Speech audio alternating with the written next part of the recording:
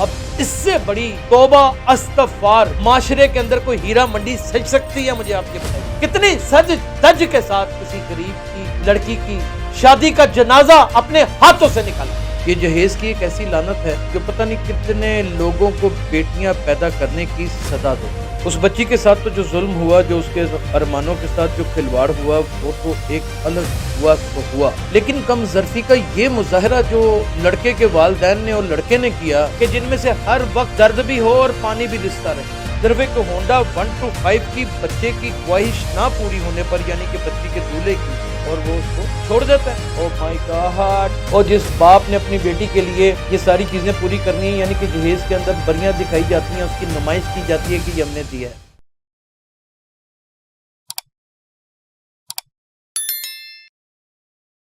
میرا نام یاسر شاہ مون خان ہے، اور آج میں بڑے ہی وزنی اور بڑے بھاری دل کے ساتھ یہ ویلاگ کرنے کے لیے جا رہا ہوں۔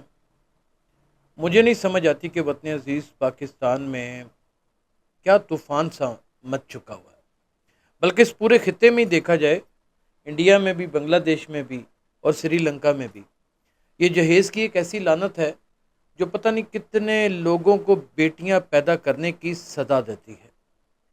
لیا ایک جنوبی پنجاب کا علاقہ ہے، نہ تو میں لڑکی کا نام لوں گا اور نہ ہی میں اس کی تصویریں لگاؤں گا، میرے اندر یہ حوصلہ یا ہمت نہیں ہے۔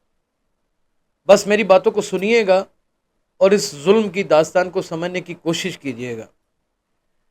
ایک 125 نہیں باپ اپنی بیٹی کو جہیز میں دے پاتا اور شادی ختم ہو جاتی ہے، یعنی کہ شادی کے دوران ہی معاملہ ختم ہو جاتا ہے۔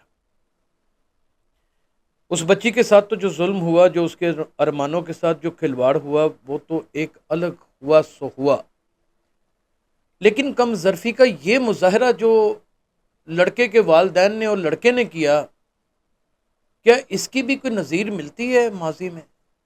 بہت ساری نظیریں ملتی ہیں، بہت سارے ایسے واقعات جو انسان کو رونے پر مجبور کر دیں، بلکہ سسکیاں اور ہچکیاں لگ جائیں۔ یعنی کہ ہر گھر کا دروازہ ایک کھٹکھٹانے کی دیر ہے، اور ان سے ان کا درد پوچھنے کی دیر ہے، تو ان کے پیچھے ان کی کسی ایک بیٹی کا سہاگ چھپا ہوگا، اور اس سہاگ کو ہمیشہ کے لیے بچانے کے تمام حربے چھپے ہوں گے۔ کبھی آپ نے ناظرین یہ جاننے کی کوشش کی ہے کہ کسی مرد کی عمر جو ہے وہ پاکستان میں 50، 55، 56 یا 60 سے زیادہ کیوں نہیں جاتی؟ اس کی وجہ یہ ہے کہ وہ بیٹیاں پیدا کر بیٹھتا ہے۔ یہ ایسا خطہ ہے کہ یہاں پر بیٹیاں پیدا کرنا اپنے سینے کے اوپر وہ والے چھالے اگا لینے والی بات ہے کہ جن میں سے ہر وقت درد بھی ہو اور پانی بھی رستا رہے، اور کوئی اس کا مداوع کرنے والا دور دور نہیں نظر آتا، کوئی حکومت نہیں۔ یہ اجتماعی شادیاں کرنے والے بھی صرف اپنا ڈول ڈمکا اور اپنا فوٹو سیشن اور یہ ساری چیزیں کرتے نظر آتے ہیں، اور اپنی فنڈنگ کو ہیڑنے کے لیے، لینے کے لیے توانا طریقے سے نظر آتے ہیں۔ لیکن پھر بھی ان ساری چیزوں کو اگر قطع نظر بھی کر دیں، نظر انداز بھی کر دیں، تو انسانیت اور یہ اتنا بڑا لفظ یہ کہاں نظر آتا ہے ہمیں؟ یہ کہاں کھڑا نظر آتا ہے ہمیں؟ یعنی کہ ایک بچی، صرف ایک ہونڈا 125 کی بچے کی خواہش نہ پوری ہونے پر، یعنی کہ بچی کے دولہے کی، اور وہ اس کو چھوڑ دیتا ہے، اس کی شادی ختم ہو جاتی ہے۔ یہ واقعہ کوئی نیا واقعہ نہیں ہے، اس طرح کے ہزاروں واقعات ہیں۔ جہیز، اس میں کوئی شبہ نہیں کہ ایک بہت بڑی لعنت ہے، لیکن جہیز جب ڈیمانڈ کیا جاتا ہے تو پھر ایسی ایسی اسلامی روایتیں اور ایسے ایسے منسوب قصے بھی سنا دیے جاتے ہیں کہ اس کے اوپر بات کرتے ہوئے بھی سینہ اور کلیجہ سہم جاتا ہے۔ یعنی کہ آپ اس حد تک اندازہ لگا سکتے ہیں کہ ایک عورت ہی عورت کو جنم دیتی ہے، اور پھر عورت ہی عورت کی دشمن ہو جاتی ہے۔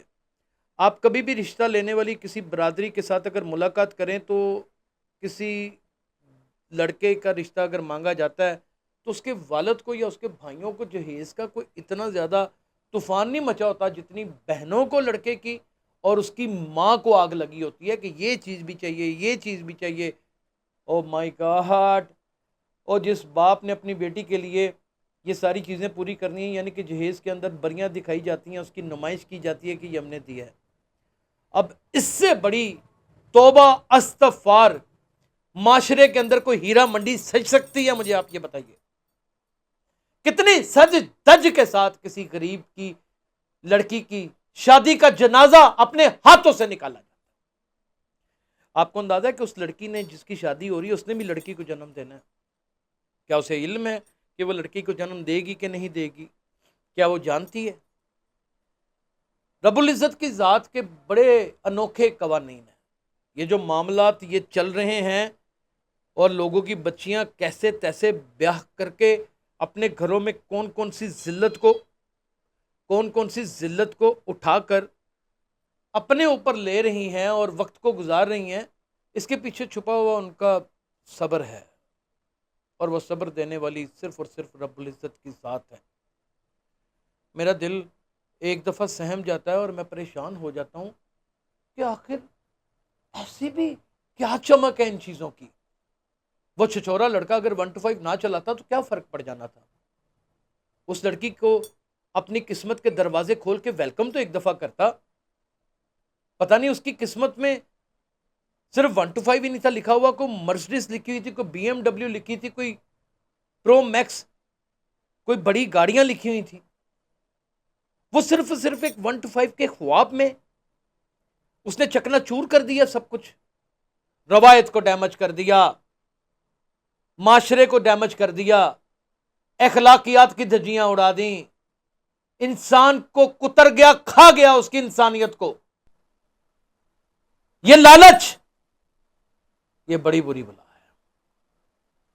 ہم خود جب بیٹی دینے لگتے ہیں تو اس وقت کہہ دیتے ہیں کہ ہم کچھ نہیں دے سکتے، ہم بڑے غریب ہیں، اور اگر ہمارے ہاں ہی کوئی بیٹا پیدا ہو جائے اور وہ بدقسمتی سے نکاح تھانے دار بھرتی ہو جائے، یا کانسٹیبل ہی لگ جائے، یا کہیں پٹواری لگ جائے، کہیں تحصیلدار لگ جائے، کہیں ڈاکٹر بن جائے، کہیں انجینئر بن جائے، تو فوراً ہی ہمارا نظریہ بدل جاتا ہے اور ہم کہتے ہیں کہ نہیں، بچے کے اوپر بڑی انویسٹمنٹ کی ہے، بچہ بڑے ہی صابر ہے، آپ کی بچی کو بہت خوش رکھیں گے، لیکن یہ خوش رکھنے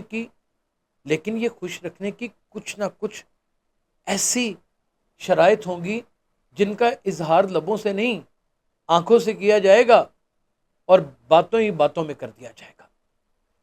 اور جس کے اوپر اظہار کیا جاتا ہے لڑکی کے باپ کے اوپر، اس کے اوپر کون سی قیامت ٹوٹتی ہے یہ وہ جانتا ہے، اور میں اس بات کو اس لیے ضروری جانتا ہوں کیونکہ میں خود بھی بیٹیوں کا باپ ہوں۔ یہ معاشرہ نہیں ہے، یہ در حقیقت ایک جنگل ہے، اور یہاں پہ کسی ایک ہی شیر کا قانون ہے، اور ہر وہ لڑکا جس کی شادی ہونے لگتی ہے اس کے ماں باپ اور وہ شیر بن جاتے ہیں اس کنبے کے، اور جب وہ دھاڑتے ہیں تو وہ دھاڑ جو ہے کانوں میں سے نکل کے دل کے اندر اتر کے دل کو پھاڑ کے رکھ دیتی ہے، اور رتی برابر بھی کوئی فرق نہیں پڑتا لڑکے اور لڑکے کی ماں اور اس کے باپ کو۔ مر تو وہ جاتا ہے جس نے اپنی بیٹی کو پڑھا لکھا کر اس مقام پر لے جاتا ہے، اس کی تربیت کر کے کہ یہ کسی گھر کی بہو بنے گی تو میرے خاندان کا نام روشن کرے گی، میری تربیت کا ایک خوبصورت مضمون بن کے ثابت ہوگی۔ لیکن ایسی بدقسمتی ہے کہ یہاں پر بیٹی باپ کو، ہائے اللہ، وہ بیٹی تھوڑا کرتی ہے، وہ تو بیچاری پیدا ہونے کا جرم کرتی ہے۔ وہ پیدا کیا ہوتی ہے، اس کی شادی کے وقت کیا آتے ہیں، باپ ہارٹ اٹیک سے مر جاتا ہے، ایک ابدی نیند سو جاتا ہے۔ کیا آپ کا کیا خیال ہے، کسی کو گولی مار دینا یا کسی کا گلا دبا دینا یا کسی کو خنجر کے ساتھ اس کے اوپر وار کرنا یہ اس کا قتل ہے؟ اصل قتل تو روحوں کا ہوتا ہے۔ جب روحوں کا قتل ہوتا ہے تو انسان کا دماغ اور دل دونوں فیلئر پر چلے جاتے ہیں، اور کسی انسان کا جب دل اور دماغ فیلئر پر چلا جاتا ہے ناظرین، تو پھر قبر ہی اس کا مقدر بنتی ہے۔ ہزاروں نہیں، سینکڑوں نہیں، لاکھوں کی تعداد میں ایسی بچیاں آپ کو مل جائیں گی جن کے والدین اپنی بچیوں کی شادی کرنے کی غرض میں مارے مارے پتہ نہیں کہاں کہاں ٹکرے کھاتے پھرتے تھے، لیکن